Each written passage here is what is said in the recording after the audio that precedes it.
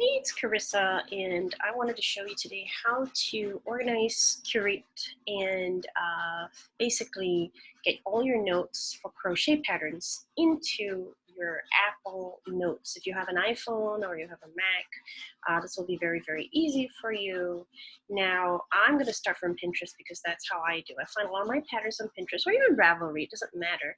However you choose to do it, but I'll show you from Pinterest here. So I found a pattern I really like. I'm going to click on it, and then I'm going to hit visit, and it pulls up the browser window, browser window in Pinterest. I just want to go over it and see if it's a real pattern, because sometimes it's just ads and people curating stuff. I don't want that. So all right, this looks legit enough. What I want to do is click the three dots at the top left next to the X, right? Three dots, and there's an option to open in Safari. That's very important. You want to open in Safari, not in any other browser, because of a feature called the reader view. Now, from here, this is Safari. You'll notice, just double check, make sure it's still the same website. Yep. You'll notice there are a lot of ads and stuff here. Now, I want to be able to copy the pattern, but not the ads. So what the reader view does, if you see the two AAs, the smaller A and the larger A in the top left of the screen there, you want to click on that, and that is unique to Safari. You want to hit show reader view. And what that does is it takes away all the fluff, and it filters out all the ads and the fluff that you don't need to see, and it allows you to concentrate on the actual content of the web page. So what you want to do is just make sure, yep, that looks good. You want to hold with your finger the first word crochet. You want to tap on it, but just hold it. Now notice what that does. It brings up the copy menu, right? And then you want to drag the cursor on the right all the way down to the bottom of the screen. And what that does is it tells the cursor, I want to keep going down, and I want to keep highlighting everything there. So keep going. What I do is my fingers at the very bottom of the screen where there's that little black line down at the very, very bottom. I hold, and again, I have an iPhone 11. It might be a little different if you have a slightly older version of your phone. Okay, so you'll notice it's kind of like a hazy blue, and then when you let go of your finger, it'll say copy. So you want to hit copy. Now, what you want to do is you want to go to your notes, your Apple Notes. So you want to bring up your Apple Notes. And again, if you don't know where that is, you're like, I'm not sure where my notes is, just do a short pull from the top of the screen. Hold on. So if you're in menu here, and my notes is right there. I want to pull down. I don't know where my notes is. I can type notes, right? And then you see how it'll bring up your applications. You want to click on that. So I have a folder for crochet projects. This is where I curate all my stuff. Now at the bottom right, you'll see a little pen and paper icon. You want to click on that, bottom right, and that brings up a new project. Now again, I want to tap on the top where the cursor is blinking and paste whatever I copy, right? So if I go all the way to the top, you'll notice it's got a picture, it's got everything. From there, you can curate, you can, make it a little better, or you can add some stuff here. Now, I don't like all this stuff, so I triple click with my finger. I tap 3 times really quick to highlight just that. And what I do is I delete that.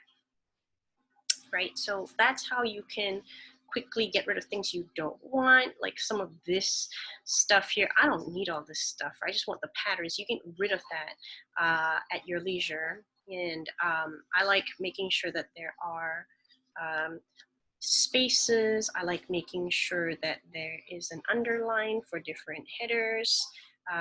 So you can really curate it the way you like it and make sure that it is ready for you to start crocheting. All right, now how do I track some of this stuff? So let's say I want to start the pattern, and I need to track what rows I am doing or have done.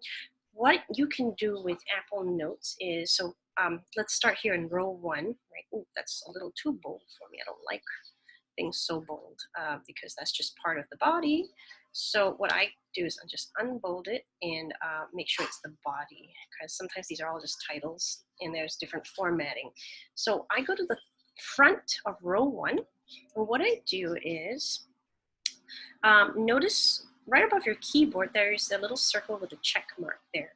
Um, so again, you can't see my finger, but above the keyboard, you'll see a circle with a check mark. If you look at that, you want to click on that. What that does is it's basically a to-do list. So you can, what that does is it allows you to check that off when you're done. So that's pretty cool. Now I go to row 2, I want to add one more of these. And that's how I curate my patterns. Some people will just print it out and then they will strike it off or highlight it or whatever, right? I don't like doing that. I don't like wasting paper. I just like being able to pull this up on my phone and not having, you know, paper everywhere in my patterns. Again, so you can really just do that for the whole thing. So I just start with this, and then as I'm done with row 1, when I'm done, I just check it off. Then I move on to row 2. When I'm done with row 2, I check it off. Now the other thing that, the second thing that I like doing is going through my pattern to make sure that I have the right size. So if you're an avid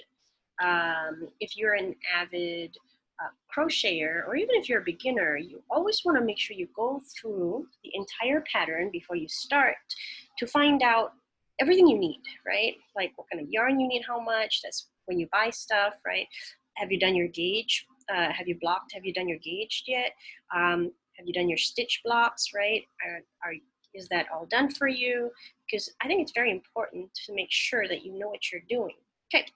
Well, on top of that, you want to know what size you're doing.